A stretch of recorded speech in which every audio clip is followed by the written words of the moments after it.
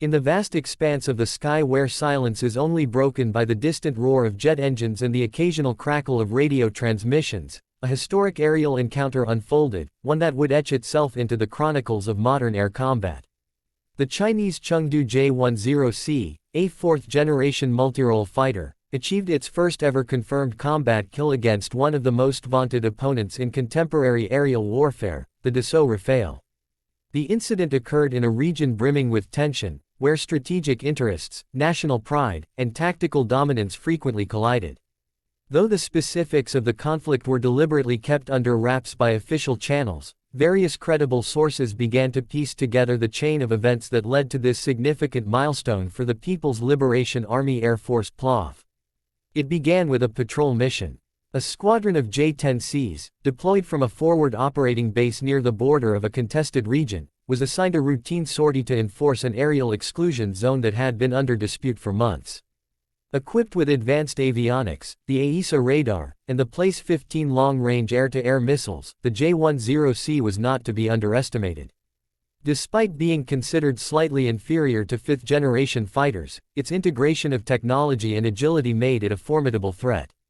On the other side of the sky, operating under a different command structure and mission objective, was the Rafale. Known for its versatility, thrust vectoring, and exceptional sensor fusion, the Rafale had established itself as a lethal combat aircraft.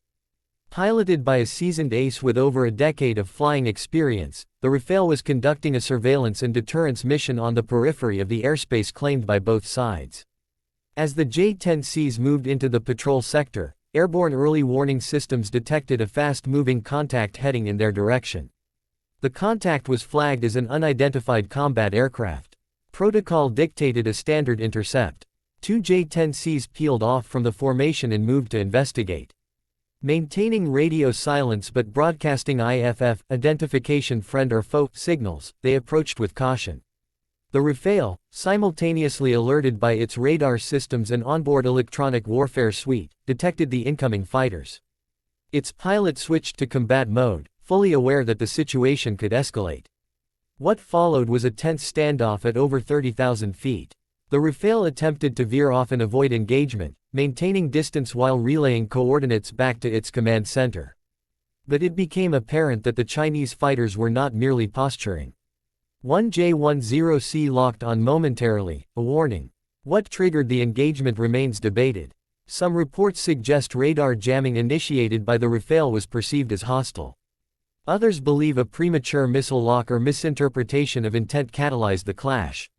Regardless, the silence shattered as both sides engaged in what became an intricate ballet of aerial maneuvering and missile launches. The Rafale released flares and chaff as it dove into evasive maneuvers, attempting to break the missile lock of the J-10C. Meanwhile, one of the Chinese pilots executed a high G-turn, maintaining pursuit with the assistance of data-linked targeting from an AWACS platform.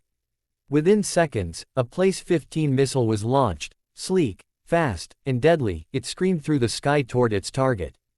Despite the Rafale's countermeasures and the pilot's evasive skill, the missile closed in. An explosion blossomed in the distance, followed by a descending plume of smoke. Debris confirmation via satellite imaging and electronic intercepts later confirmed that the Rafale had indeed been hit and brought down. The pilot ejected, later rescued and taken into custody, unharmed but grounded.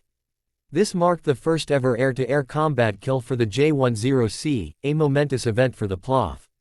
It wasn't just a victory in the air, it was a symbolic triumph of Chinese aerospace development, a statement of intent in an increasingly multipolar world of aerial supremacy.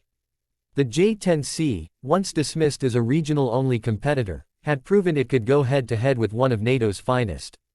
In the days that followed, global analysts, military observers, and defense strategists dissected the incident. Was it a fluke, or had the balance of airpower subtly shifted?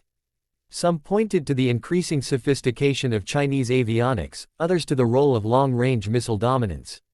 The Rafale, while still a superior multirole platform in many respects, had met a rival that could punch well above its traditional weight class when wielded by a trained and tactically adept pilot. Diplomatic fallout ensued. The event sparked emergency talks, back-channel communications, and a flood of statements from defense ministries seeking to manage the political consequences. But the skies had spoken, and in that fleeting, fateful encounter above a nameless border, a new chapter in air combat history had been written. The J-10C, no longer a fighter of theoretical threat, had proven its mettle in the harshest crucible, real combat against a respected adversary. For the PLOF, it was validation. For the rest of the world, it was a signal. The game had changed.